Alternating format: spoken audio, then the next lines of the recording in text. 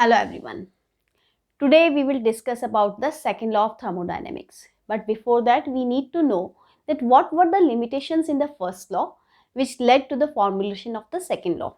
Now just imagine a condition if you have a book kept on a table. Suddenly the book hops by itself to a greater height. Can you think of such a situation? No. But if you feel that first law of thermodynamics is correct, then it must happen. The table must lose some heat and can convert it to the kinetic energy of the book, and then it can hop up to gain the potential energy. But this doesn't happen. So why it doesn't happen if the law of conservation of energy holds good? So this was the example, or you can say this way we can give many examples where we cannot predict which direction the heat flow takes place. So the direction of the flow of heat was not specified in first law of thermodynamics. This was the major limitation.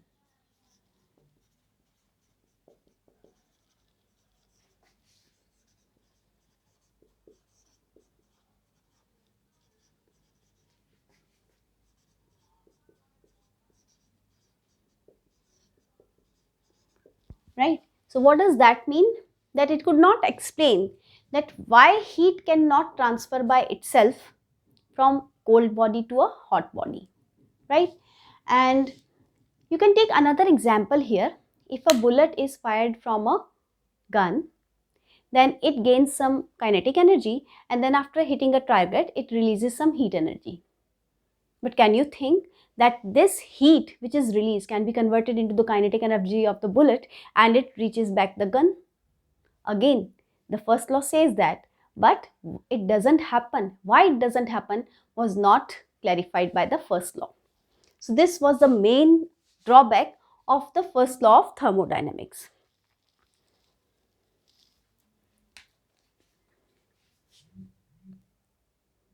Right? Now the second reason is that the reason for why heat cannot flow by itself from cold to hot body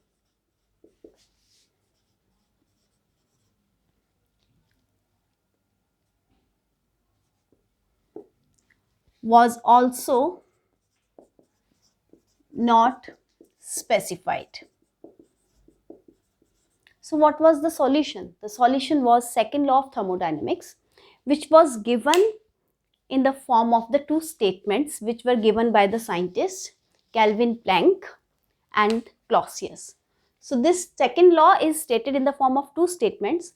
One is Kelvin Planck's statement,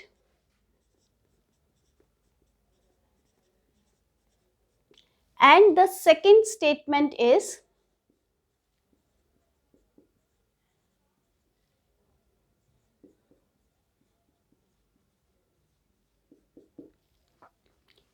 Kelvin and Planck. They suggested that whenever there is a conversion of heat into mechanical work, there is always some loss of energy, and that loss of energy is rejected, right?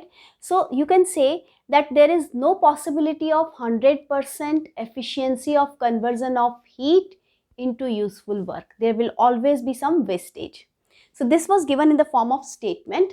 It says that no process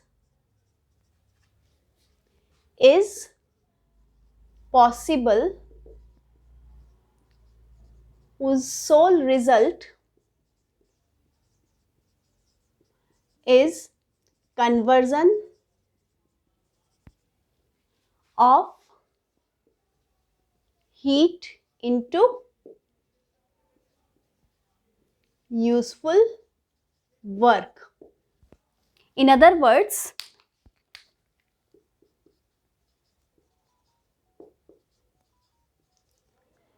there will always be some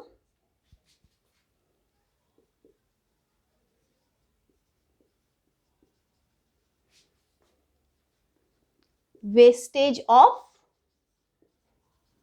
energy, and therefore no engine can be 100% efficient.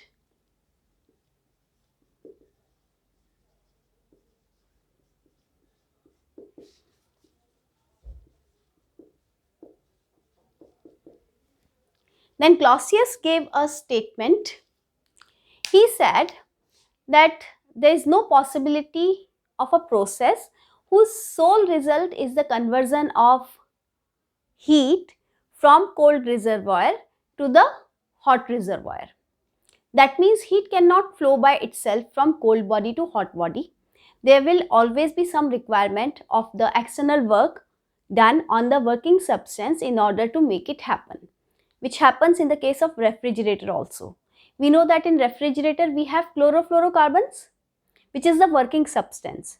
So there we have to extract heat from low temperature objects, and we have to send that heat to the environment which is already at the higher temperature.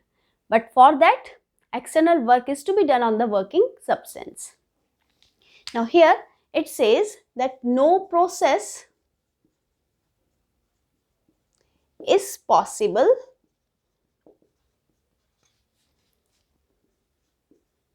whose sole result is the extraction of heat from cold reservoir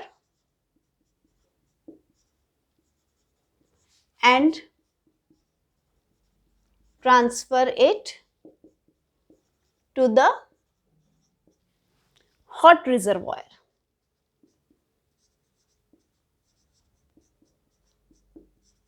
What does that mean? It means, in other words,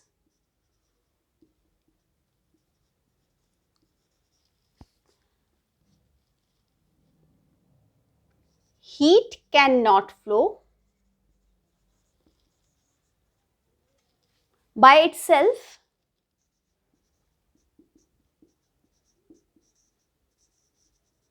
from cold body to hot body. For this to be possible, for the transfer of heat from cold body to hot body, some external work needs to be done by some external agency on the working substance.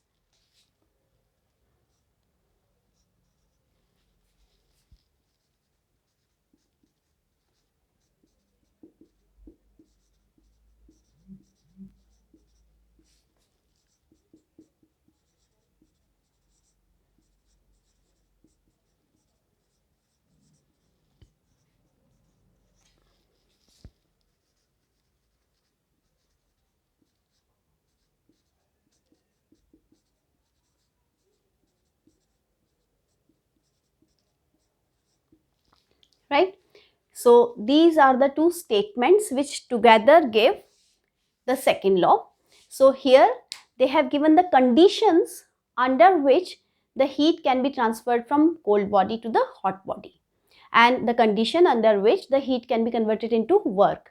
That means there will always be some rejection of energy to the environment whenever heat is converted into work. 100% heat cannot be converted into work, and also for the conversion of heat from cold to hot body, some external work needs to be done on the working substance to make this happen. So this was all about the second law of thermodynamics. That's all for now. Have a nice day.